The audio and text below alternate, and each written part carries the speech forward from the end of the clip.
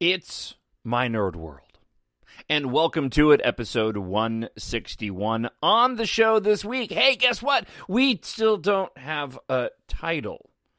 I don't know why we still don't have a title for episode 9, but that doesn't mean we don't have things to talk about. I was invited onto another podcast. I will tell you which one it was and how much fun I had.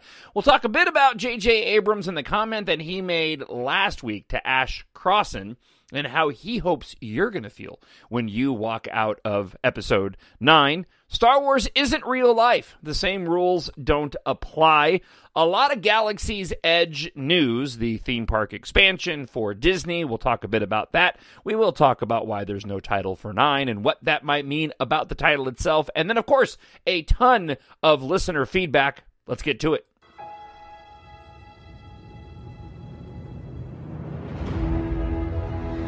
Nothing will stand in our way. I find your lack of faith disturbing.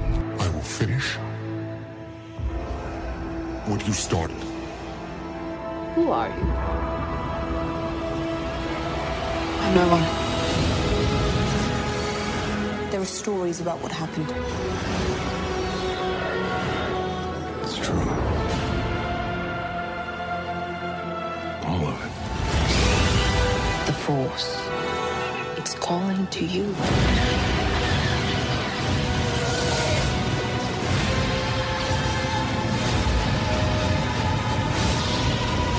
My nerd world. Just let it in.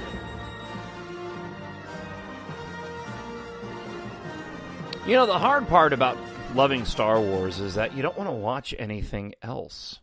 It's true. Like I head into the weekend and I've got a rack behind me. It's like a it's 1, 2, 3, 4, 5, 10.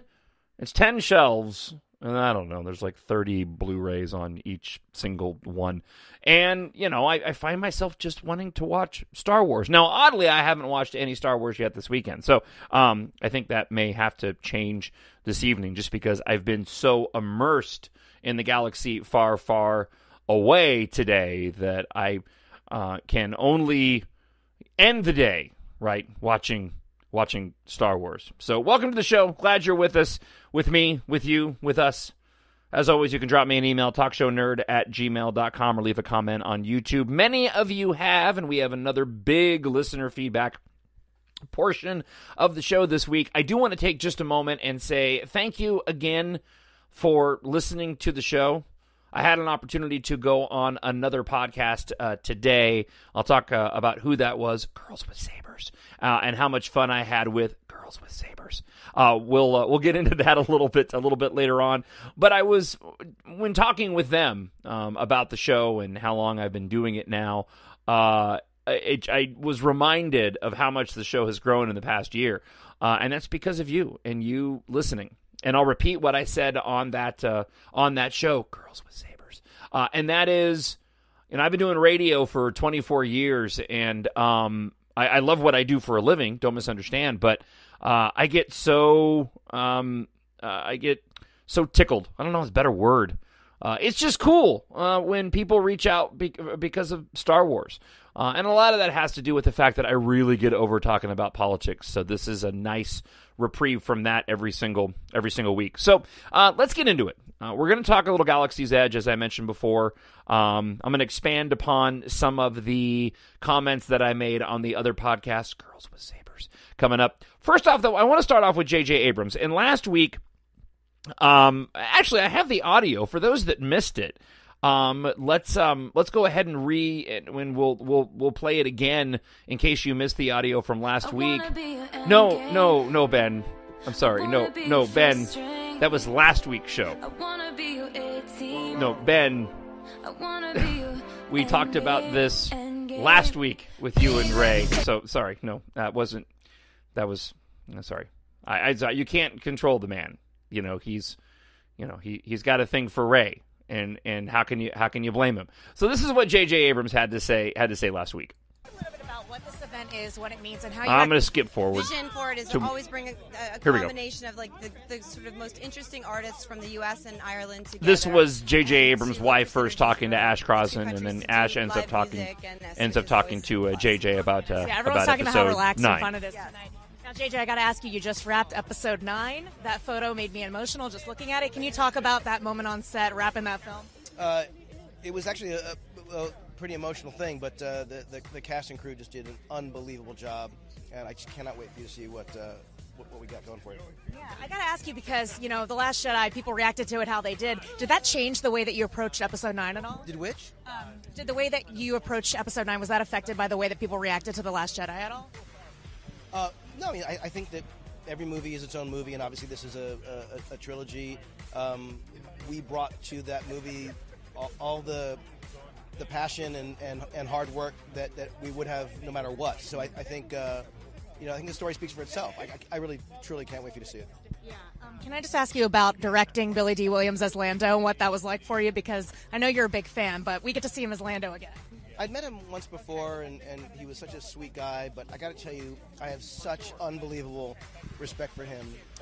We had a great time, and he was wonderful. I mean, everyone on set had this. He just had this aura around him. He's really an incredible man and an incredible actor. Can you give me kind of like maybe a word or something we're going to feel going out of this movie? Because we've seen, 2 other Star Wars trilogies come to a close. How does this stack up compared to, Sith and Jedi? You'll have to determine that, yourself. But I really can't wait for you to see it. And there are a lot of words that we all hope that you feel. And obviously the biggest, most important one I think is satisfied. And fans are just clamoring for that title. Can you give us any kind of hint of when we're getting it? No. But listen, but it's really fun talking to you, though. It's really great talking to you, too. Stay warm tonight. So, I talked about this last week, and I'll bring it up again, just because it stuck out, and there isn't any new news. We haven't really had any leaks this week either, but he does say the most important thing is you're walking away satisfied. And I believe that was the most genuine portion of the interview. It seemed pretty clear that he didn't really want to get into any of the backlash in regards to The Last Jedi or feed any of that. That was the impression that I got when that was a fair question for Ash to ask him. But it was clear that JJ in that moment really didn't want to extrapolate on it further.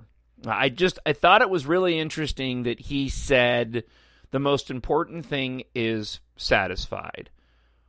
And when it comes to the sequel trilogy, for The Force Awakens, it was a return to what we were used to, practical effects, the old way of doing things. Clearly in the run-up, they wanted the commentary surrounding the film to be, the nostalgia that you long for. We're going to give it to you again in The Force Awakens, right? And then with The Last Jedi, which was absolutely true, it was, this is going to be shocking. And Daisy Ridley says that in the behind the scenes. Oh my gosh. He wrote a story that was shocking, but right.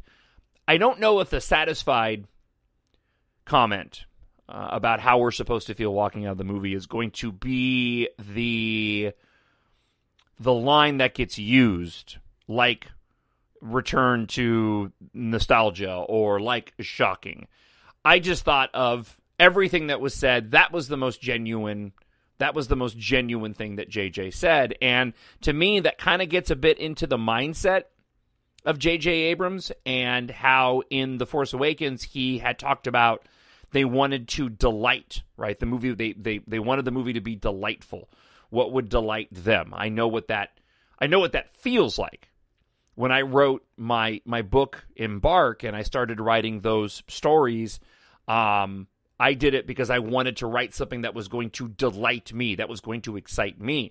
So the fact that he says he wants us to be satisfied, I think does tell us something. That he wants the audience to walk away from that, from episode 9 going, yeah, that was a good, finale to all of these movies. And that's going to be a difficult task while they put this movie together.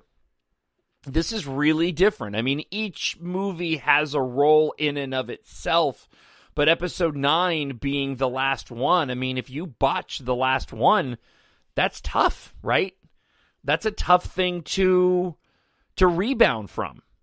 So I just wanted to take a moment and talk a bit about that. I mean, it's hard. We don't really have anything else to chew on right now. They've been completely silent on episode 9. I think this is a very strange thing at the moment that they've been so silent on episode 9. And I'll get into this a little bit more when we talk a bit about Galaxy's Edge news and how I turned a corner this week. But walking away from episode 9 satisfied, that's going to mean a lot of different things for a lot of different people. And I was talking with, and again, I was on Girls with Sabers earlier today, and I'm sure the show will be up later this week, and just a fantastic time with them. You can follow them at Girls W Sabers on Twitter, and then you find their YouTube page, Girls with Sabers. They do just a fantastic job, and their love of Star Wars, these characters and the stories, shows through in every single episode that they do. And I get a real big kick out of going on other shows, whether it's Girls with Sabers or whether it's Knights of Vader with Zach. Because I host this show alone, and because I'm one of the hosts of my weekly radio show on Twin Cities News Talk here in Minneapolis, I get a really big kick about being the guy who's kind of asked questions as opposed to having to lead the whole thing, walking into a discussion unprepared and letting those that have invited me on sort of dictate where the story's gonna go. And we talked a little bit about this. We talked a little bit about the finale of episode 9 and what that could mean. One of the examples that I brought up when I was talking with Girls with Sabers was at the end of Alien 3, regardless of how you feel about that film, and we discussed this a bit about how the director's cut of that David Fincher movie is really, really good. But the end of Alien 3 is really cool. The way that David Fincher builds up the tension with this really dramatic music, bringing about the finale of that movie, and you get these various shots throughout the complex of where the movie takes place on this planet, and doors closing and empty rooms. It really is impactful. It's powerful. It's one of my favorite parts of that movie is the very, very end of that film. And I imagine that we could get something very similar at the end of episode 9, returning to locations that we visited throughout all 9 of these films, but maybe didn't visit in episode 9. And I'll expand upon this a little bit further. I'm going to be pulling quite a bit from what I talked about with Girls with Sabers today. But it was interesting and kind of funny because in retrospect, I used Alien 3 as the example when really the example could be not only, well, I mean, the example could be Return of the Jedi, especially with the special edition and the additions of going back to Naboo and going back to Coruscant. That makes me think that we probably won't be going back to those locations in episode 9, but maybe we will be going and revisiting certain locations at the end of episode 9 that we did in the original trilogy. Does that make sense? So at the end of Return of the Jedi, we went to Tatooine, we went to Coruscant, the whole thing took place on Endor, we went back to Naboo. Why does everybody want to go back to Naboo? I don't see them duplicating that in 9, but what I do see is perhaps some of our characters end up at particular locations that haven't been used in the finale and weren't used in the finale of episode 9. And I got into a bit of this last week too in talking about how I was thinking that maybe the movie would bring us full circle and we would go back to Naboo, back to where it all started. Maybe that's where it would end. Or maybe we will go back to Tatooine, and I still think that's a possibility. But I do think it makes more sense that we go back to Jakku because that's the core planet that we started for this particular trilogy. That makes a heck of a lot more sense. And one of the things that we talked about today on Girls with Sabers was the fact that if it's true that J.J. Abrams shoots his films in order, And we know that, certainly based off of the photo that he released, that behind-the-scenes photo that he released when they wrapped up filming, it would make some sense that we would be going back to Jakku at the beginning of Episode 9, because that would certainly mirror how Return of the Jedi ended up starting by going back to Tatooine. Because that's where I think J.J. Abrams is going to have the echoes. I think there'll be some familiarity with Return of the Jedi, but I think it's going to be very subtle. I don't think J.J. is going to be as... echoey is not the right word, but I don't, a lot of people, we talked about this before, they talked about how The Force Awakens was very reminiscent of the original trilogy in a lot of different ways, and I agree. And we're supposed to be getting some type of snow planet in Episode 9, but I think that perhaps in the way that the movie is framed, the way that it plays out, we'll start off at a place like Jakku again, just like we went back to Tatooine in Return of the Jedi. And the end of the film is going to be perhaps a ground battle on this jungle planet that we've heard about, along with maybe a separate battle and certainly a space battle. I expect all of those things to... I expect all those things to happen. I'm going into Episode 9 going, I bet in terms of a technical matter of places that we visit, there's going to be a lot of similarities on that front, and it won't be quite as direct, even though I don't think that Force Awakens was that direct, but I know a lot of people do to the original trilogy and specifically A New Hope. We are the spark that'll light the fire that'll burn the First Order down. All right, I have a couple of different things that I want to cover in this section before we talk a bit, and this is all kind of leading into all the Galaxy's Edge news that dropped this week, and also the fact that we don't have a title. And this is a little freeform. The whole show is a little bit freeform, but this is what happens when you don't have any new news to chew on, and this is kind of what I want to zero in on for a few minutes. I don't believe that the content creators, that the writers of the stories and the story group, I don't believe for a second that their creation of these stories is in any way, shape, or form dictated by social networking, the fandom, and comments made on podcasts. The social sphere. We'll just call it, for the sake of argument, the social sphere. I don't think that the content in and of itself is dictated in any way by commentary in the social sphere. I do think that promotion is dictated by the social sphere. I do think that it can change based off the commentary in the social sphere. And I think a lot of people don't recognize that fact and think that they have the power to change things within the social sphere because of the reaction that marketing has. And I hope that makes sense. I am of the opinion right now that we are currently starved for Episode 9 news, specifically because they're starving us for Episode 9 news.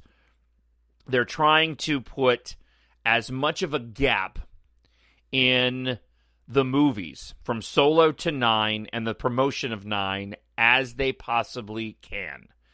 And that's why the marketing route has completely changed from anything that we've known prior.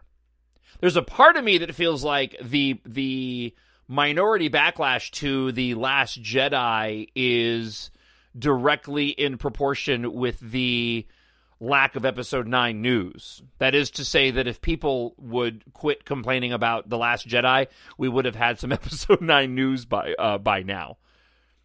But the reality is, I really do think that Disney, Lucasfilm, Bob Iger realized that a part of the power of Star Wars is time, is a distance between projects. And I think a year is a good chunk of time. Right now, I think that and I mentioned this last week, for me personally, I think that every week that goes by leading into Celebration that we don't have something new for episode 9 to talk about.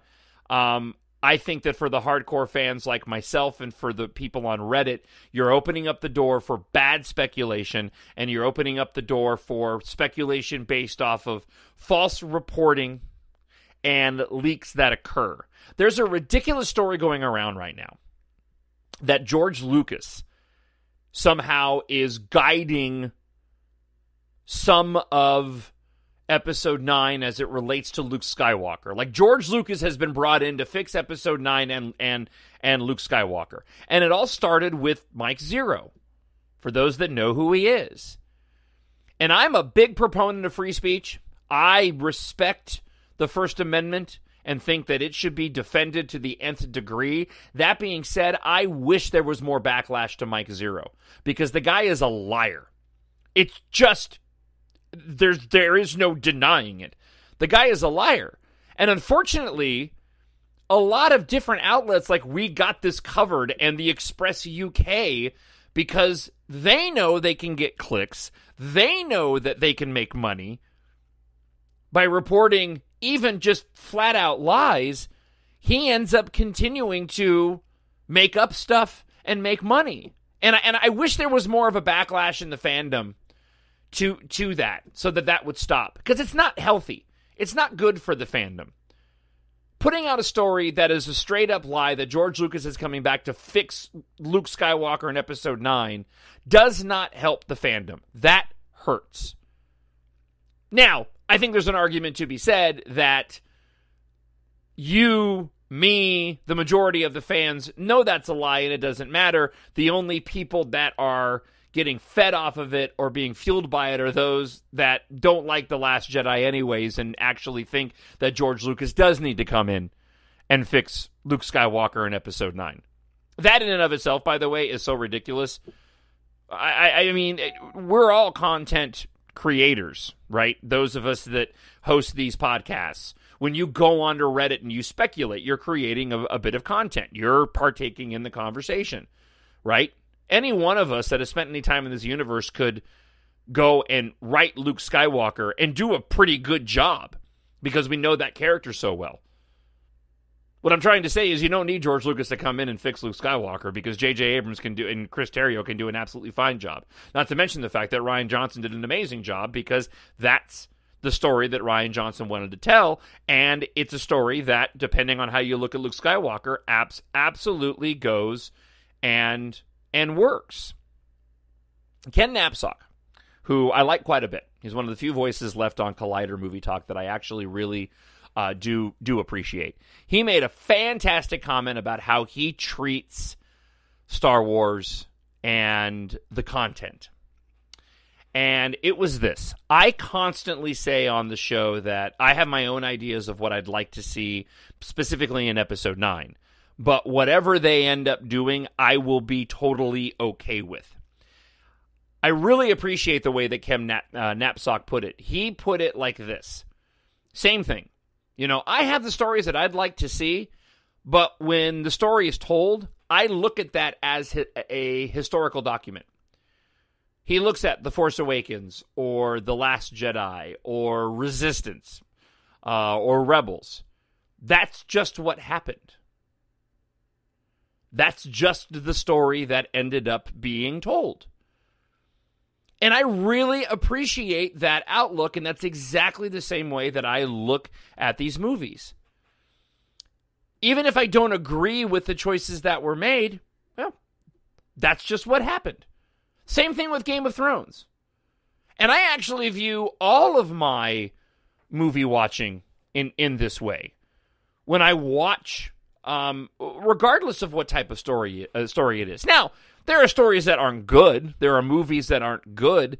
But for franchises and for universes that I really like, I just take that as that's what happened. Even though it might not have been exactly what I wanted to see happen, that's what happened. And I think for me, I think that's a really, really healthy way to go and assess and digest these movies and this content.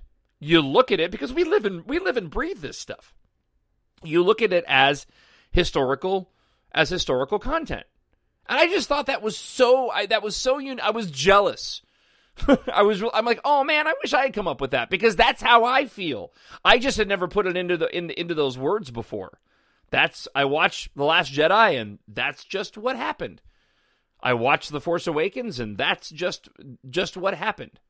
And I also think that is another way that you can look at some of the backlash to specifically The Last Jedi is, I think a lot of those people that have a hard time with the way that Luke was portrayed, they are unwilling to accept that as being historically accurate, because their own version is so different than what they envisioned. They can't go and get past it.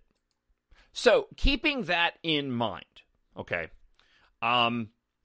in talking with girls with sabers today, we got into an interesting discussion about Ben Solo, Kylo Ren, right? And I mentioned this to them, that I kind of pick and choose how I refer to Kylo or Ben depending on what movie I'm talking about in the particular situation. Like if we're talking about Force shipping with Rey, then I'm going to probably refer to him as Ben, right? If we're talking about most of the circumstances in The Force Awakens, then I'm talking about Kylo Ren. But keeping in mind this idea that this is just what happened, we're looking at historical documents. Reminds me a little bit of Galaxy Quest, right? The historical documents. Star Wars ain't real life, and the same rules don't apply.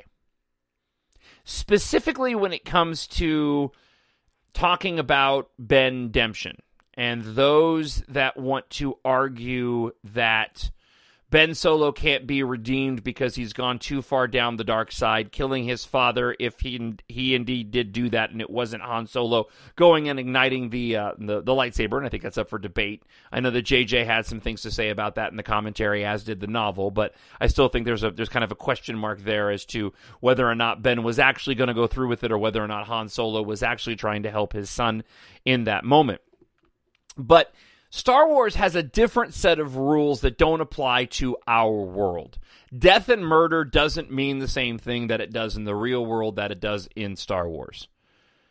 And the girls on Girls with Sabers really laid it out, because they talked about, like, Poe Dameron essentially would have killed the most people out of everybody if we were sort of tallying up the number of individuals that were murdered. So to that, I think there's absolutely there's a bunch of different ways that Ben Solo can end up being redeemed, even though he's murdered people and he had a kitty litter box that he put his helmet in that were apparently the ashes of his victims, in exactly the same way that Darth Vader ended up being redeemed, even though he died at the end, considering the fact that he killed a whole bunch of younglings. The same rules just don't apply. And that also rings true when it comes to relationships as well, or just shipping. The Reylo ship, right? The same rules don't apply. I've heard people argue that it's a codependent relationship and it's not good for Rey to be involved with somebody like that and she doesn't love herself enough. It's Star Wars. It's a galaxy far, far away, and the same rules do not apply. And I don't think enough people kind of sit back and realize that. And most of that is because of the social sphere.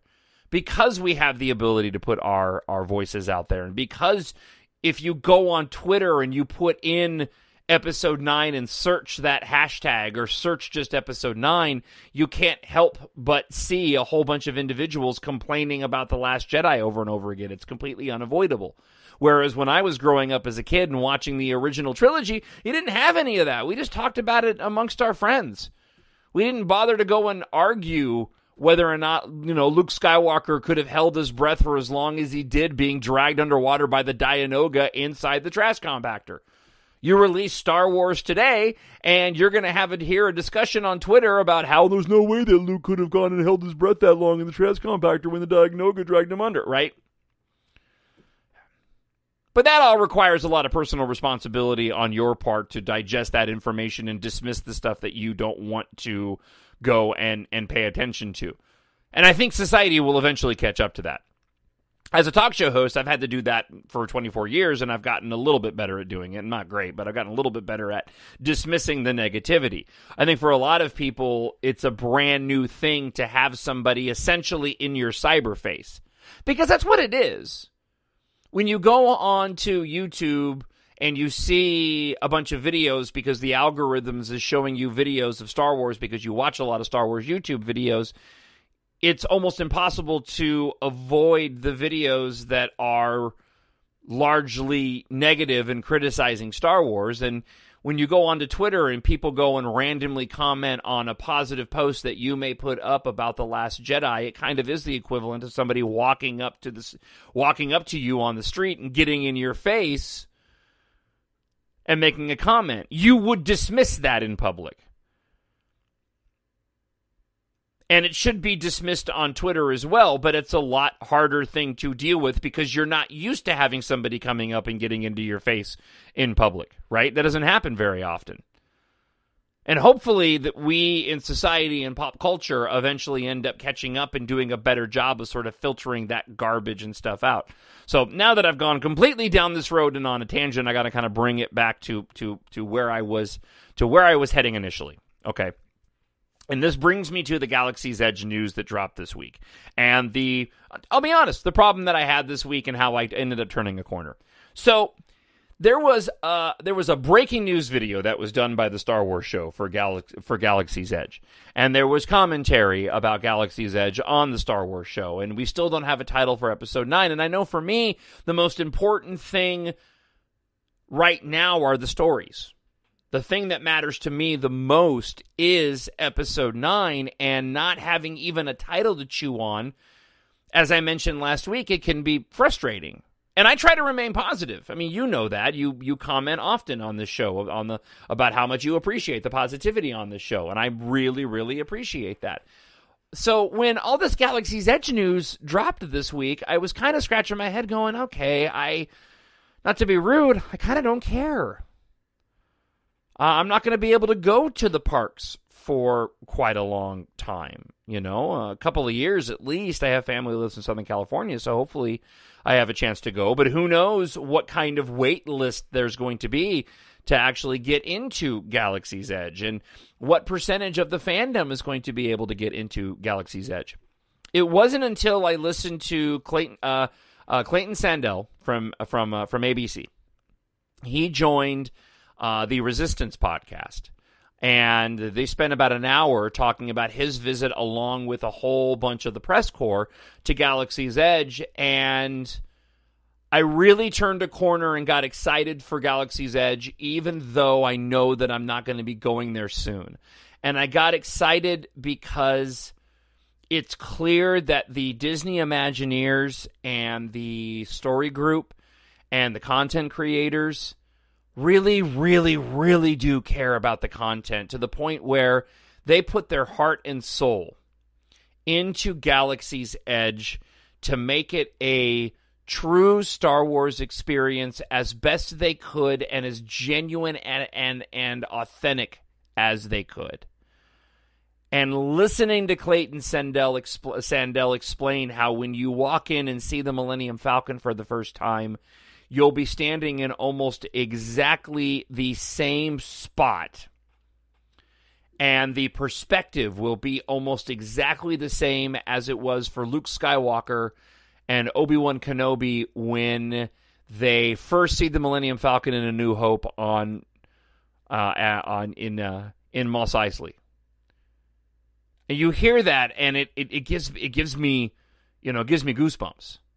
You hear about how when you walk out of these rides, you're not going to be walking into a gift shop. You'll just be walking back out into the universe. You hear how everything will be themed, and people will be in character, and they want this to be a genuine, and again, I'll use that word, authentic experience. And it got me not just excited for Galaxy's Edge, but it got me just excited again for Star Wars, even though we didn't have anything for Episode 9 to chew on. And that was cool. That was really cool, because I didn't like feeling like it didn't matter. I didn't like having all this news drop and acting like and feeling like I didn't care.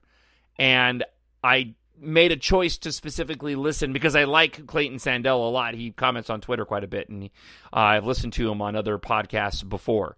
So, I was really glad that I was able to do something that doesn't happen very often, and that is have a change of opinion and sort of a change of heart. And it got me excited for episode 9 all over again. Plus, they showed a brand new TIE fighter there. The TIE fighter Echelon, I think that's how you pronounce it. It's kind of a combination of a standard TIE fighter and Kylo Ren's command shuttle. There's a couple of pictures of it up on Reddit. And they said that may end up actually being in episode 9, which I thought was pretty awesome as well. So, again, I kind of get it now. I hope that this is the clearing of the way for episode 9 news. I hope that maybe we get a title next week heading into Captain Marvel on Friday. I don't think we're going to. And if we don't get a title next week, maybe there's a chance we get a title by the end of March and then the teaser going into Celebration. But I think there's a good chance that we may not even get a title until Celebration. And I can't help but wonder if that's because the title is in and of itself kind of a spoiler and they're not ready yet to go and reveal that. I obviously could be completely wrong about that. I just do find it very odd that they haven't given us the title yet, and this is the longest that we've ever had to wait for any Star Wars movie for a title to one of the films. Now, looking at the calendar, and I have it right here in front of me, we have Captain Marvel coming out on Friday. So I doubt Disney, and we know that Bob Iger does think about these things, right? Clearly they thought about it when it came to Solo, and he made the mistake of forcing Lucasfilm to release it when they did, and it didn't work out well. So when you look at the calendar and Captain Marvel and the fact that they're probably not going to want to go and take any hype away from that, then I doubt that we'll get any Star Wars 9 information, specifically a title this week. You can probably rule out the week after because they're still going to be promoting Captain Marvel. Okay, so it comes out the 8th, so that takes you to the 4th to the 8th, probably not. 11th to the 15th, probably not. So that brings you have the 19th, the 26th, the 2nd, and then you are into, let's see, the 9th. So the 9th is the week of Celebration. So if we get a title, my guess would be that it's either going to drop on the weekend of the 19th. We'll start with Mondays. So that would be the 18th, the 25th, or maybe the 1st. But honestly, if we don't have it by March 25th, then they're going to end up holding out on the title until Celebration. And Girls with Sabers made that point, saying, maybe they want to do like a 1-2 punch, where they want that trailer to have maximum impact. So the trailer gets dropped, and right at the end of the trailer, we get the title all at the same time. I think that's a bit of a mistake. I think you can do a 1-2 punch. And I also think that the fandom needs something else to talk about right now. So if I were in Vegas and I were betting money, I bet that most likely we'll still get the title before Celebration. It'll probably take place either the weekend of March, or the week of March 18th or March 25th. And that'll be sort of the first anything for episode 9 to set the stage, to get everybody buzzing, leading into Celebration, coming up just a few weeks later. I need someone to show me my place in all this. And that brings us to listener feedback this week. As always, thank you so much for all of the comments that you leave the show. You can do that on YouTube. You can also email me, talkshownerd@gmail.com. Let's dive right into it. A lot of comments this week that I want to share with you. First one comes from Sierra. Says, John, I think you're right on the money with your theory. The Last Jedi crushed all hopes of Luke being the big badass hero, and people are very salty about it. But that was all fandom expectation rather than what the story has been telling us since TFA. I second the opinion that you never needed the original trilogy trio in the sequel trilogy. The interesting thing is that I feel about the original trilogy trio being a part of the sequel trilogy, overshadowing who this story is really, about the same way that Ben does about his family shadow legacy. Frustrated. LMAO, laughing my ass off. Thank you so much for the comment, Sierra. Let's go to Cortex Zero. Pretty simple. Says, hell yeah, new episode. Have an awesome weekend, John. I'll post feedback after listening, buddy. Thank you, Cortex. I appreciate that. Skydraphic says, that is exactly the problem. People watched the sequels for seeing their old heroes. They weren't interested in Rey or Kylo or Finn, and not because they are bad characters, but because they are not the real heroes of my era. That's why they were focusing on Luke, and that's why we're focusing on every detail leading to the past concerning Skywalker. Rey's parentage, possible Kenobi Skywalker, Snoke being important to the Skywalker background. All of these things really wouldn't have mattered to you as a viewer if you put the attention on the Rey versus Kylo dynamic, which is what I did, because there are new protagonists. And this is also why people like I weren't all too confused when Luke suddenly died, because it's not his story anymore. Imagine if the prequels had come out first, then people would have had on Return of the Jedi because of Anakin dying. I think I got that right. And I think there was a misspelling in there. Either way, Skydraphic, thank you for the comment. I really do appreciate it. Across the Stars says this. They wouldn't have made him so conflictive, built up sympathy for him, and caused everyone who cares about him to go through what they've gone through to bring him back to the light if he wasn't going to be redeemed. Rian Johnson even posted a promotional pic of Kylo on Twitter and captioned it, "Look at his sweetheart." Heck yeah, Ben-demption is coming, and also having a romantic Reylo as well would just be the cherry on top. Great show as usual, John. Thank you very much. Across the Stars. Last of the Wilds makes it simple and just says Kylo and Rey equals Endgame. Thank you, Last of the Wilds. I appreciate that. Let's see. Simone Wallen Rhodes says, first off, big fan. I so look forward to these videos every Saturday. I'm longing for some news about Episode 9, and hearing your joy and enthusiasm for Star Wars while we wait cheers me up. Second, I really agree with you on what the Star Wars hate is about. I've thought about this for a while now, but the people who hate The Last Jedi have completely missed the point of the movie. If you don't see or aren't open to Ben-demption or Reylo as the endgame at all, I can see how you would have a really hard time with The Last Jedi. Thank you very much, Simone. J.O.B. writes this. I liked the jokes in The Last Jedi. I did too. Tara G. writes this. If there isn't Ben-demption, I'll just be really disappointed. They set up Kylo Ren still feeling the pull to the light. Still being pulled to Ben Solo. And like Rian Johnson said, Kylo is a lot more interesting than being the big bad that Rey has to kill in the end. They currently have an understanding of each other, and I really feel it should be paid off, whether it's romantic or not. And I agree with people focus on a lot of the overarching story about being the original trilogy trio, when the story right now is Rey, Ben, and Finn, etc.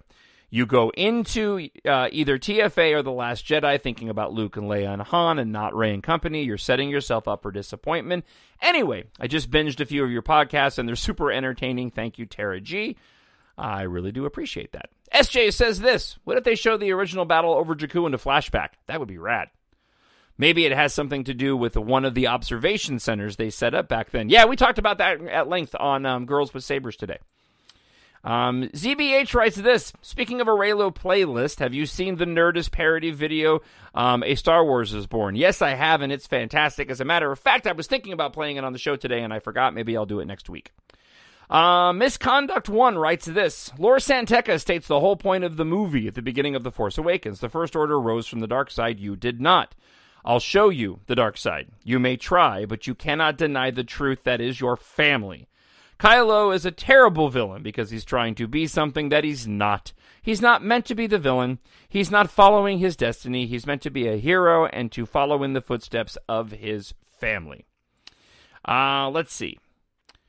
Let's go to You Are Live 321. Oh my goodness, yes. I've totally said the same thing before. The first time I watched TFA, I totally forgot about the whole map plot line. I was so focused on Kylo, who I loved immediately, and Rey, once they finally met and had some sort of relationship. I didn't even realize it until the second viewing. Disney Desi writes this. If they end on Tatooine, I'm guessing Ben is redeemed, but self-exiles himself to the family home, hopefully with Rey by his side. They live out a quiet life Luke dreamt about in the foreword to the Last Jedi novel, A Promise, a Warning, or both. Juana Valdez says, I think the franchise knows that the fandom critics need something to talk about, and they are purposefully withholding information to punish the negative channels. That's interesting. Some, not you, have forgotten to enjoy a story and are obsessed with telling people how the damn story should go. I feel some satisfaction when I think about how Mike Zero is losing credibility every day. Every day, he speculates incorrectly about the movie trailer release and promo stuff. I like that the franchise is taking charge. Yeah, unfortunately, the problem with that is that it's the tabloid part of it. It's like, you have tabloids, and the tabloids always exist, and as long as people still go and click his videos, he'll just keep on doing them. All right, Amanda writes this. Just some thoughts. That trailer for The Force Awakens never grows old for me. Years later, it still gives me goosebumps. The Force is strong with it. Secondly, I still need to watch either TFA or The Last Jedi every week. And my family still thinks I need an intervention. I have fun quoting these movies to them. I wonder if that's part of the problem.